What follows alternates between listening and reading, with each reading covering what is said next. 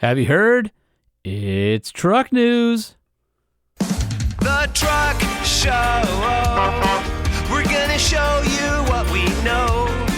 We're gonna answer what the truck, 'cause truck rhymes with the Truck Show. We have the lifted, we have the lowered, and everything in between. We'll talk about trucks that run on diesel, electricity, and on gasoline.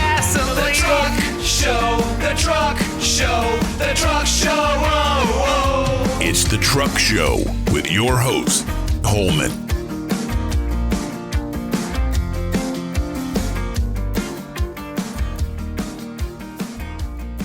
This episode of the Truck Show podcast, Have You Heard?, is proudly presented by Nissan. Nissan has the right truck or family hauler for your needs, along with legendary Nissan durability. Test drive a Frontier or Armada at a local dealer today, or point your browser to nissanusa.com, where you can use the build and price tool to configure a Nissan that fits your lifestyle. AMSOIL launched the industry's first synthetic motor oil back in 1972, and AMSOIL continues to innovate with a wide selection of synthetics that are formulated, blended, and packaged right here in the United States. These specialized lubricants are engineered for what you drive and how you drive. AMSOIL's Shop by Vehicle tool offers package size recommendations to maximize savings and includes AMSOIL's Ultimate Oil Change Kits. AMSOIL offers the protection you demand and the performance you deserve. Get yours today at AMSOIL.com. The perfect complement to your truck is a Kershaw knife. All Kershaw knives come with a limited lifetime warranty, and repair parts are readily available through the website. Kershaw knives include lifetime sharpening, and the lineup has everything from EDC knives that can be used and abused for under $50, all the way up to high-end collectibles. Thanks to our generous partnership with Kershaw Knives, Truck Show podcast listeners can get 40% off MSRP and free shipping over $50 by using the code 25TSP40 at checkout. It can be used more than once and even includes automatics. Visit kershaw.kaiusa.com today. When it comes to amazing vehicle-based adventure content, how-tos, and great storytelling, only one brand is doing it right in the print magazine space, and that's OVR, Outdoor Vehicle Recreation. OVR is about getting out there in our vehicles to explore and discover the world around us. Get complimentary access for a year to the digital library or a discount on your print subscription today at OVRmag.com. Use the promotional code at Truck Show Podcast. Have you heard?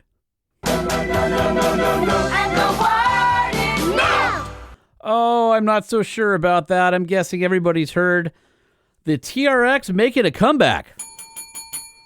Well, according to the interwebs. So several outlets this week were reporting that the TRX is on its way back. Now, I think we knew the TRX was always coming back. The RHO was the shot at Raptor. But Ford really doubled down on the Raptor R. And it sounded like the TRX was going to be a really high output version of the straight six, which has a lot of overhead. But now with Canisius back, it sounds like it might be return of the Hellcat. So depending on who you listen to, it could be a red-eye variant with 797 horsepower, or perhaps another Hellcat tuned somewhere around the 717 to 720 range. Keep in mind the Raptor R with the 5.2-liter supercharged V8 is 720, 640 now from Ford. So I think there is a lot of desire, let's say, for Ram to compete directly with Ford one-on-one, both TRX versus R and RHO versus Raptor. Now, the other part of the story, and so this part I'm not that surprised about. I'm surprised it's a V8, except for Canisius is in the mix. So that just tells me he's doing everything he can. He was coy at the Ram Charger event and the HD thing. He kind of was like, well, the architecture changed. It wasn't really made for V8. We know it physically fits. Well, he's the guy that shoved the V8 in the 392 Wrangler. So he's going to make it happen if he's going to make it happen. I'm not surprised about that. However, a super shady email was basically leaked on a website that has nothing to do with cars. It's like a sports website. And it came from a dealer meeting from a dealer in Wisconsin, and somebody got a photo of the email. And everybody's blowing up over this because there's a bunch of stuff in this email that sound right, and some of it sounds pretty far-fetched. Let me go through the list here. So basically all you can see on this photo and it's been posted many, many websites, is I was able to watch the virtual BC go-to-market meeting, blah, blah, blah, blah, blah. It's all, you can't see it. And then there's an asterisk line that says, looking for a 13% growth in market share seems ambitious, in parentheses. Under Ram, and so basically you can see Ram, Jeep, Dodge, and Chrysler. I'll go from the least interesting to the most. Chrysler Pacifica FAV, Family Activity Vehicle, I'm guessing, model is like a altitude package, so that's coming to Chrysler. Dodge, 2025 will be the last year for the Durango, and there'll be a new Hornet GLH model, which we've seen. So that stuff is accurate. Now, Jeep says unlocking content on Wrangler and Gladiator instead, and you can't read the rest. So I'm not sure what that is. I'm thinking it's a cleaner option package setup. Wagoneer and Grand Wagoneer MSRP reduced, which we knew about that. It says 5,392 Wranglers will be built for 25. So I think we knew that they were going to try and extend that thing as long as it can be. So that's not sketch. That sounds correct. Jeep Recon coming in Q4, which I think we knew about. And then new Cherokee Job 1 in October. I think Jeep realized, and according to the memo, even has a little note here, that they lost some market share by not having the Cherokee right below Grand Cherokee. The brand, because you lost Recon at the same time, so you have Compass, but you don't really have that middle step. Okay, this is where it gets interesting. Ram, underneath Ram, this gets nuts. Back to NASCAR Truck Series, which I believe they dropped in 2013. That's huge. So that tells me, obviously win on Sunday, sell on Monday kind of a thing. For them to go back to NASCAR, here's what's funny is this this like screenshot that got posted on Instagram or wherever it got posted, and then on the sports website. Out of all the things I'm about to talk about, back to NASCAR Truck Series is the one that's circled. It says, hell yeah. So that's funny. But I think there's a lot of people that are ready for that, and that makes sense. These next things get wonky. Power Wagon Diesel. Huh? This one doesn't make any sense to me, and I'll tell you why. The Power Wagon Diesel doesn't really work with the cooling stack and the winch and the disconnecting sway bar.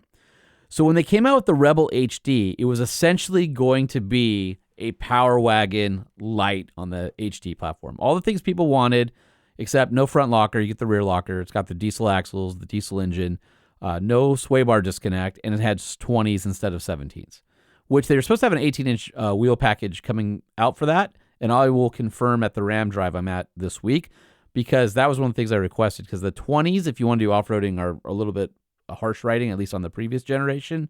So Power Wagon Diesel doesn't make a lot of sense to me. Now, could they have engineered a way to do it, or maybe you give up a couple things that make it not a Power Wagon anymore? And then how different is it from a Rebel HD? I don't know.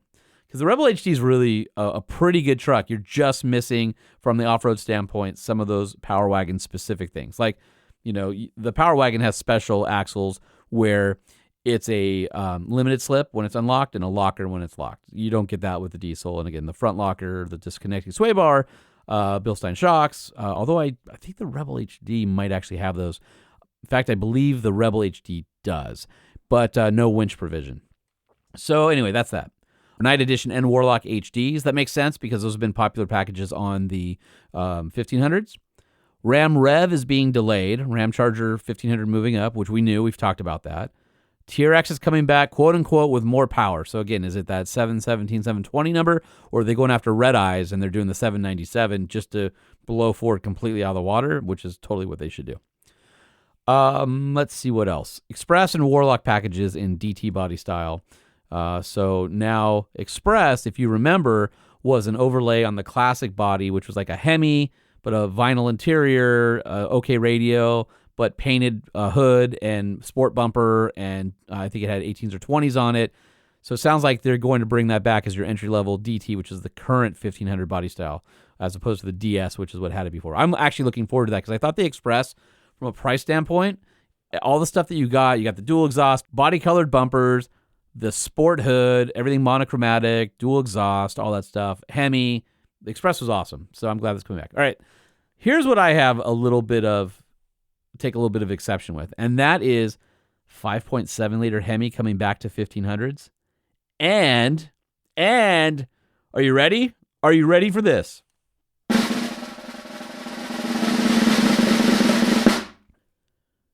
This thing says the 6.4 liter is coming to the 1500. I mean, I hope that's true. Is that going to be a performance model? Is it going to be the engine in the Limited or the, what do they call the Tungsten or whatever the high one is? Here's the problem I have with this.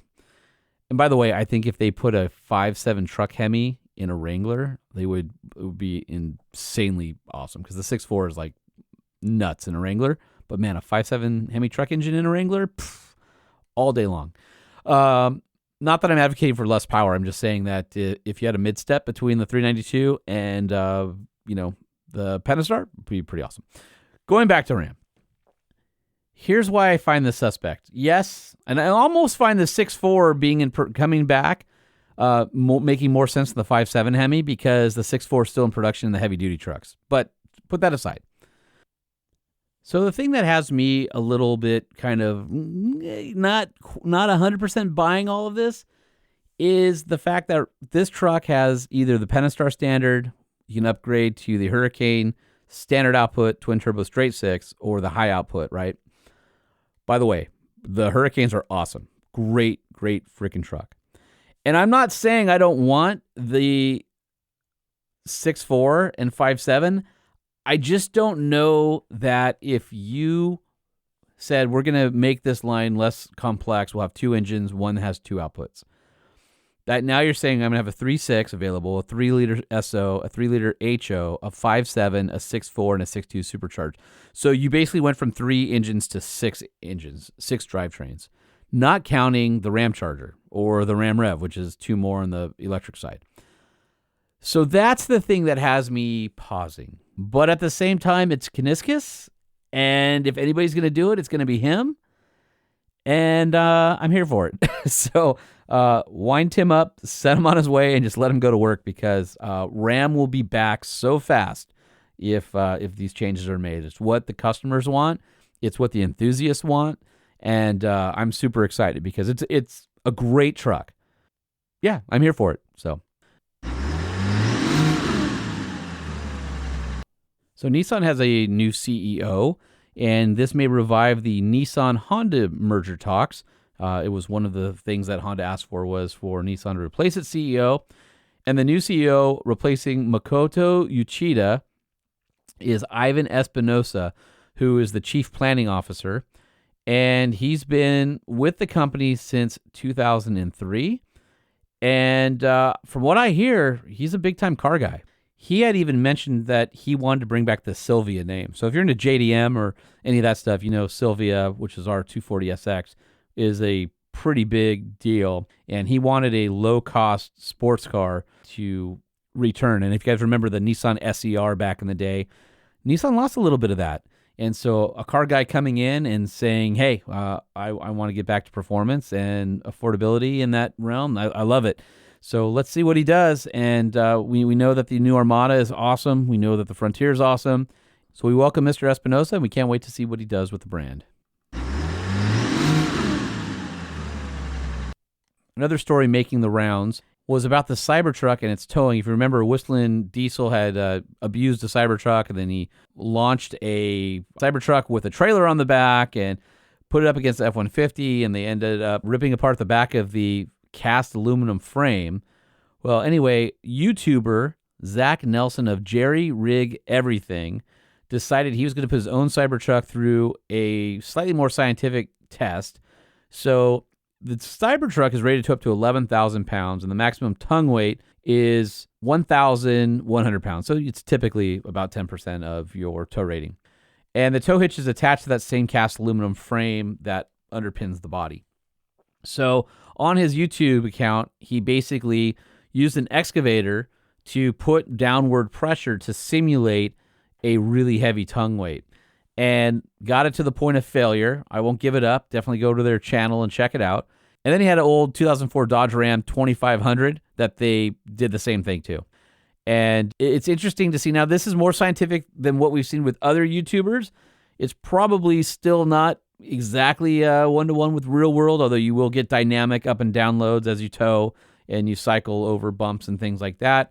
But it's interesting information in case you're curious to see how the Cybertruck held up. go to the YouTube channel, Jerry Rig Everything, and you'll find a video. I believe it's called Cyber Broke.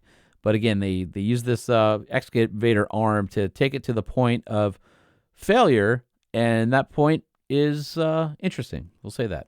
I know there's a lot of Ram stories going on, but man, Ram is making news. This is more of a Mopar story, though. If you remember at SEMA, there was a RH show that had all these Mopar parts that was in the booth at SEMA. And so Mopar is going to make 250 replicas, 25 model year editions, and they'll be basically modeled after that truck that was sitting in the Mopar booth. So what does the Mopar 25 appearance package include? Well, that's a black interior. You get the contrasting blue and gray Mopar graphics. You get 18-inch aluminum wheels, painted black for this package. Tow hooks are bright blue. Mopar source bed-mounted spare tire carrier, off-road running boards, Ram bar accessory bar mounted behind the cab. Inside the RHO plaque on the center console is blue. It has the production number and the series. Ram says the package is a $6,500 upgrade, but you also get the $9,995 level 1 equipment group, so that adds all the tech features. And you get the larger 14.5-inch big touchscreen, along with the 10.25 passenger screen and the 19-speaker Harman Kardon sound system. So these 250 Rams, 225 for the U.S., 25 for Canada. Ram's going to list that truck at $88,730, including destination. It's not the most expensive RHO you can option, but considering the RHO starts at $71,990, it's quite a bit more. So anyway, fun to see that some of the vehicles that they've teased are going to make it to production, or at least to where you can buy one. For you Jeep lovers out there, one of the most popular colors in recent memory on the Wrangler has been the bright, bright green called Mojito. And it looks like that color is going to be coming back to Wrangler, but also for the first time ever on the Jeep Gladiator.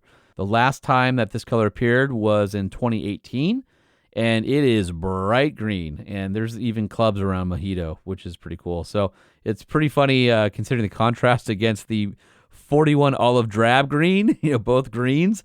But Mojito, it'll cost you $595 if you want to add it to your 2025 Jeep. So anyway, for those of you who love that stuff, hey, rock on. Jeep sells a lot of vehicles based on different colors that it offers.